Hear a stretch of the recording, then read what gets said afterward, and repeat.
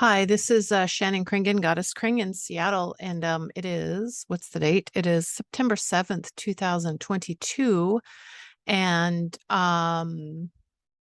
just going to do a casual video just to update you guys. I have my cat passed away on August 8th, 2022, Kisun, and this nice lady that felt sad for me sent me this little cat stuffed animal, and we thought it got lost in the mail, so she sent another one, and then she said, oh, just go ahead and keep both.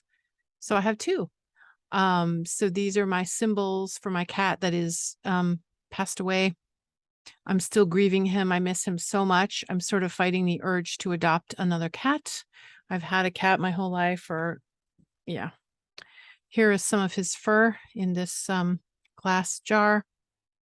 His orange fur doesn't really show on camera, but aw, doesn't really smell like him, but there's Kisun's fur. Here's Kisun's paw print. Kisun was his name, Keesoon. It's Russian for kitty. I adopted him from a Russian lady 7 years ago. He was 16 and he was diabetic, and it's a long story. So he became frail from complications due to diabetes, and I was feeding him an amazingly healthy raw meat diet, carnivore for cats. I'm also painting these shoes for somebody. They are partly done. Hand painting these shoes for somebody. I'm going to cover them with fabric paint, and this is my Kring style. I'm also continuing to adorn my Honda Fit car with rhinestones. I call it Opal Moonstone. It's a beautiful art car. I just got back from a week of dog sitting in a place called Port Angeles, which is 89 miles away from Seattle, and I had a lot of fun. It was very challenging because the dogs were untrained, but I love animals, and the dogs are untrained, and they were large adult dogs, and they were very difficult to walk because they would yank me all over the place, and they were very loud, but I love the dogs, and they're nice dogs. They just weren't trained. So I just had to walk them. And for the first 10 or 15 minutes, I walked them twice a day. For the first 10 or 15 minutes, they would barking and just running around and rambunctious, yanking me all over the place. And then they calmed down after 15 minutes.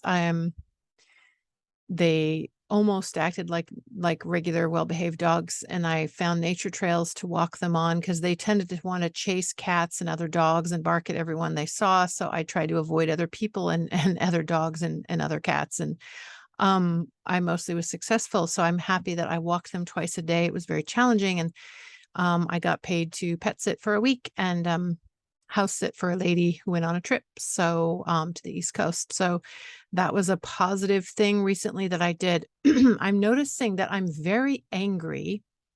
I'm really grateful to be alive. I'm really happy that I'm a healthy human being, and that I have my beliefs the way that they are.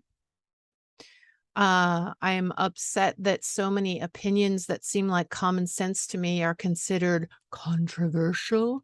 And I'm upset to see both the left wing and the right wing people seem to be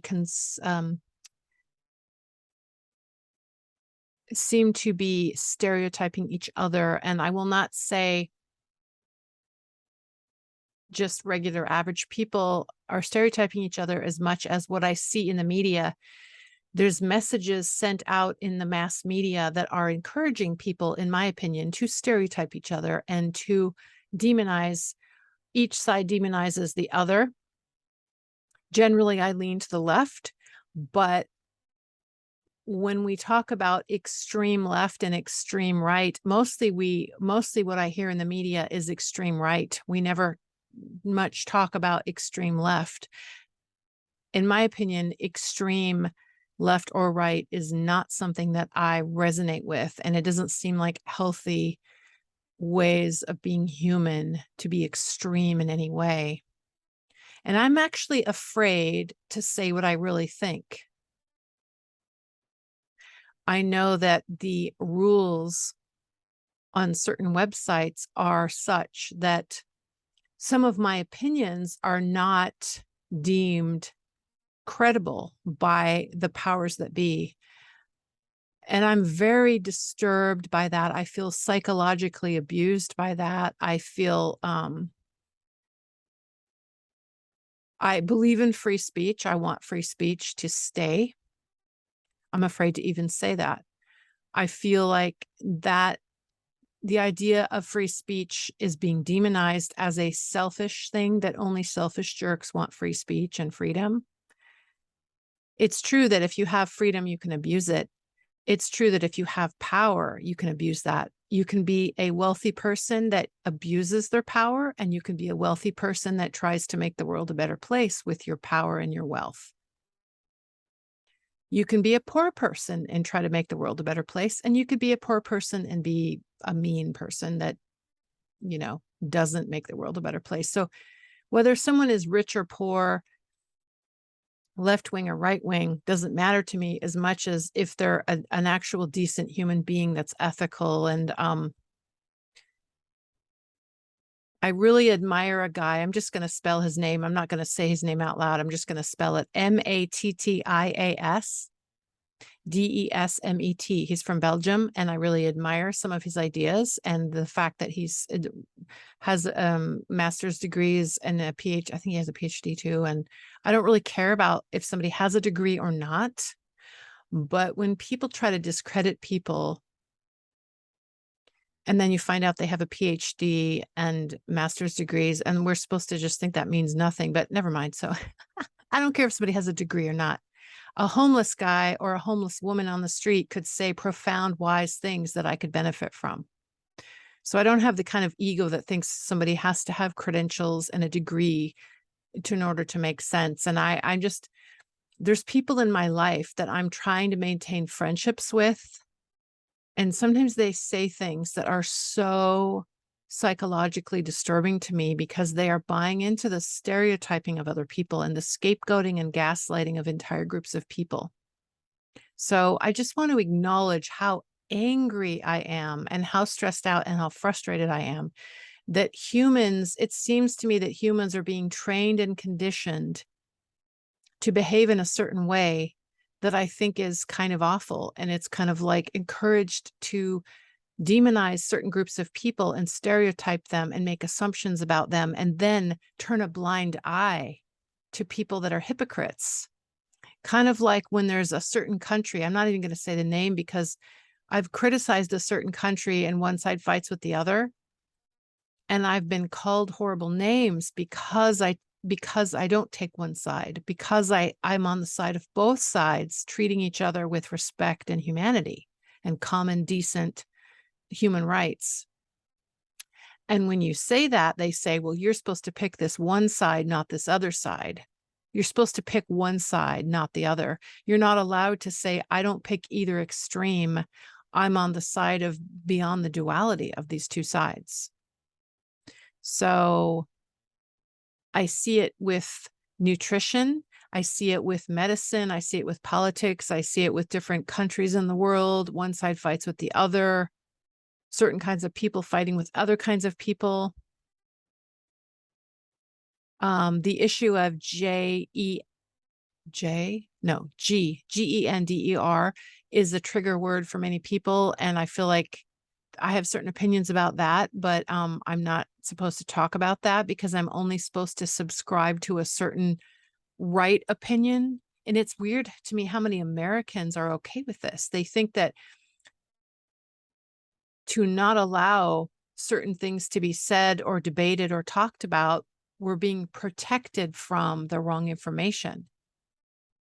And so we're letting authority figures tell us what we need to be protected from, as if they're overprotective parents that are abusing us, and we're supposed to be okay with that. It's kind of like when two people are dating and one beats the other one up and smacks them, and then either denies that they smacked that person, or they say, well, I had to do that because this person provoked me and they're wrong, therefore I had to do that. And it's like, no, actually, you didn't have to do that. So there's denial, there's gaslighting, there's scapegoating. It's really creepy. And I'm trying to be really vague and not say anything too specific because I'm trying not to break any rules on this platform.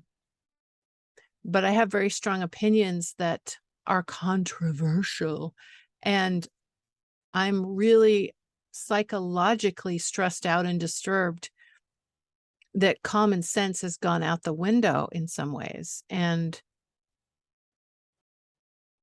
my dad said to me, stay off social media, stay off all social media. It's like, well, okay. A lot of social media is kind of like eating fast food. Like, would you eat junk food and think that's a real meal? No, you would not. If you eat sugar and flour and hydrogenated vegetable oil and corn syrup, that's not going to give you any nutrition. So I use social media to mostly share about my artistic projects, my artwork, my photos, try to say something inspirational or fun or interesting or entertaining. I use it for artistic expression. But as far as getting any kind of social needs met, no, it's not a good idea. But the thing is, I was telling my dad that I was feeling frustrated about certain things. And he was saying, well, stay off social media. He was assuming that I was getting all this drama from social media. But the reality is, I have actually been working with other people in person, and sometimes conversations that they have really upset me because I completely disagree with what they're saying. And they assume that I'm one of those people that thinks the way they think, and I'm not.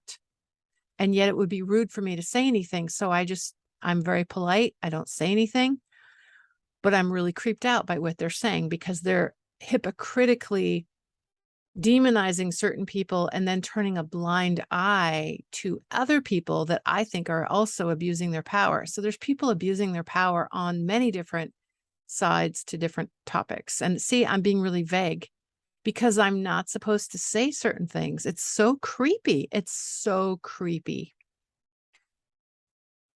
Artificial intelligence, blah, blah, blah. Am I even allowed to say that word? Certain words they monitor. And when I mean they, I mean people that make sure, people on these platforms that make sure that nobody's breaking rules. So I need to just focus on my art, focus on eating healthy, what I believe is healthy. And I mostly eat carnivore diet. I mostly eat meat. And I eat a lot of animal foods that are, there's fat soluble vitamins and minerals. My favorite multivitamin is beef liver. And I eat that and I fry it up in pork lard that I get at the local butcher shop. So I hope I'm allowed to say all that. So is that wrong speak? Whatever. So I'm grieving my cat. I'm painting shoes. I'm decorating my art car. And I'm having a good time walking dogs and pet sitting. I pet sat for a dog and a cat that lived together, I think 4 times for these really nice people that I work for sometimes. And I have art modeling jobs and I have websites and all kinds of art projects that I'm doing. The funnest thing I'm doing is putting rhinestones all over my car and entertaining people with my car. I'm going to go for a walk in the forest sometime soon and have dinner with a friend and take a friend to the airport sometime in the next few days. And I'm happy that I can do that for my friend. And but I am noticing I don't have a lot of close friends that I really see eye to eye with on most topics these days. And I don't really know how many close friends I need, but I feel really alienated from many people right now, although I know how to build bridges. There's people that I have some things in common with art or music or plants or animals or nature. I can build bridges with people on figuring out what I have in common with them, and then certain topics must be avoided, apparently. So that's just really uncomfortable. I feel like I'm tiptoeing around and walking on eggshells a lot of the time in current reality. But I guess I've always felt like I've never fit in with the mainstream, but now it's more obvious than ever that some of the most common ways of doing things these days are not something that I subscribe to.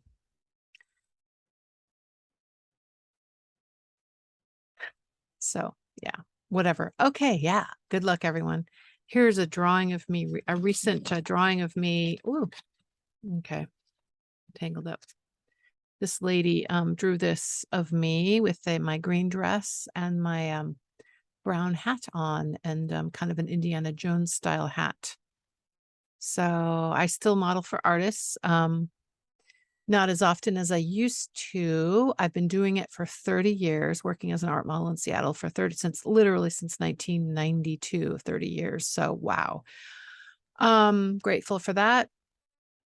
Grateful for all the other opportunities. Trying to ask myself, because I'm 53 now, I'm going to be 54 in October of 2022. And I think the older I get, the more I realize it's good to drop baggage from your past and really try to lighten your load psychologically. And things constantly change physically with age. And I'm really sad that I really miss my cat. It's been almost a month since he passed away. I feel really sad. I miss him. I'm glad I don't need to worry about him though and his health. And I love all my houseplants. So I'm going to focus on that. Just wanted to do a short video.